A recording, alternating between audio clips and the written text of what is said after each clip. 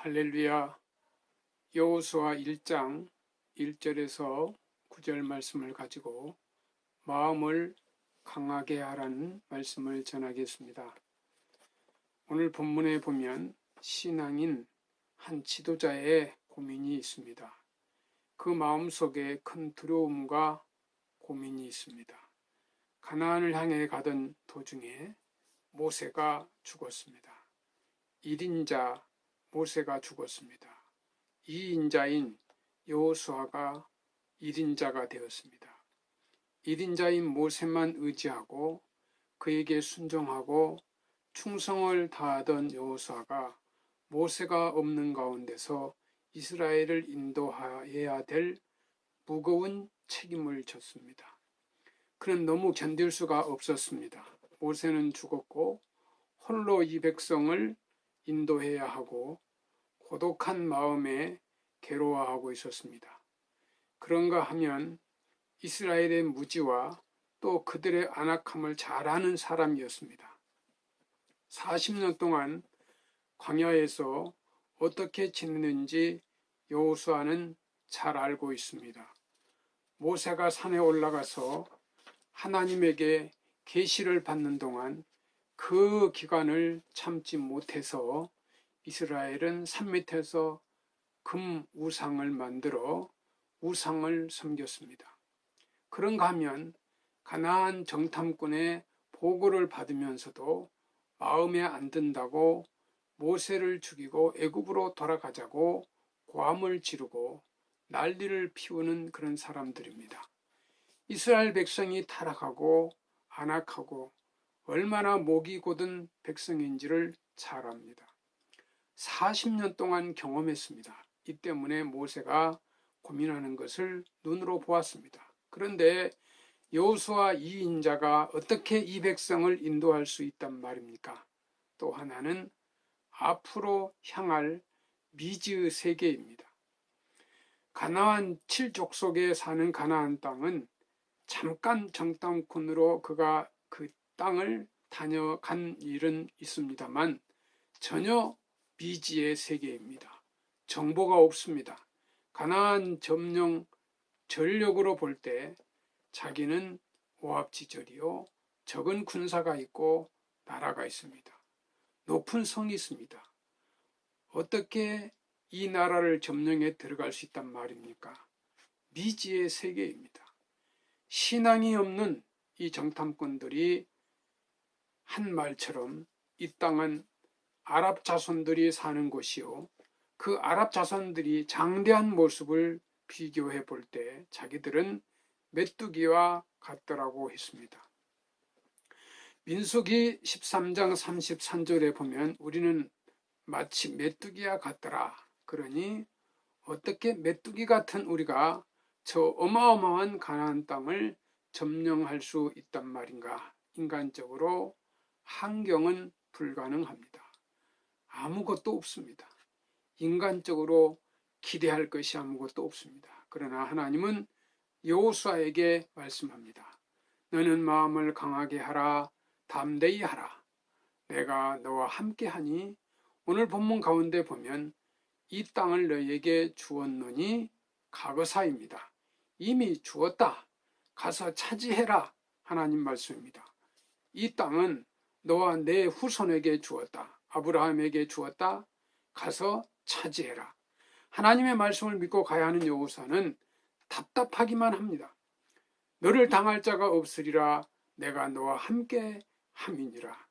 가라고 재촉합니다. 이제 하나님만 믿고 이스라엘의 대군을 이끌고 요단강을 건너가야 했습니다. 여러분 생각해 보시기 바랍니다. 두려워 말라.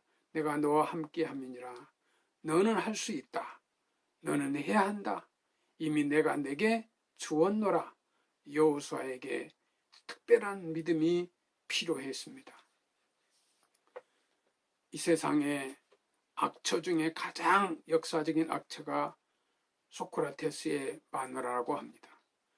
어느 날 제자를 가르치다가 저녁에 집에 들어갔는데 설거지하다 말고 설거지하던 더러운 물을 남편의 얼굴에 확 끼얹었습니다.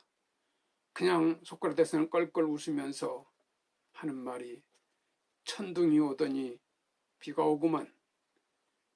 그러니까 옆에 있던 제자들이 까짓거 마누라 내보내고 선생님 이혼하십시오 하였답니다.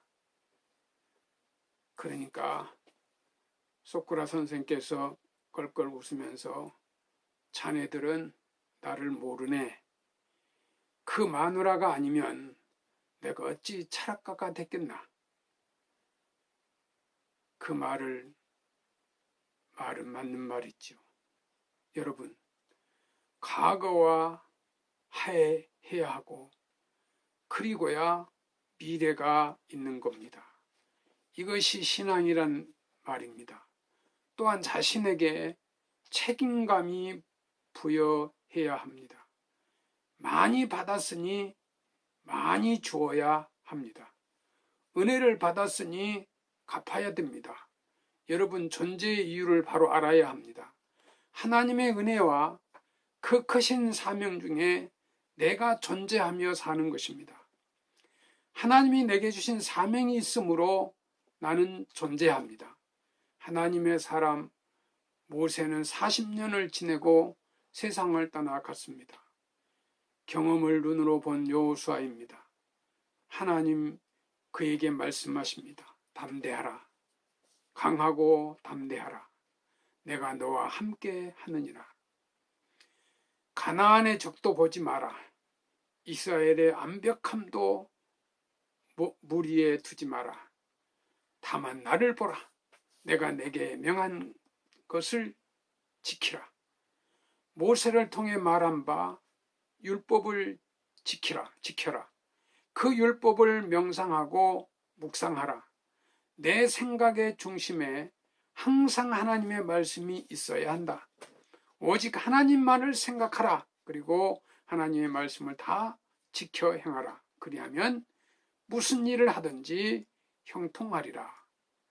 내 발바닥으로 밟는 땅은 다 내게 주었노라. 범사에 형통하라고 말씀하십니다. 성도 여러분, 깊이 생각하셔야 됩니다.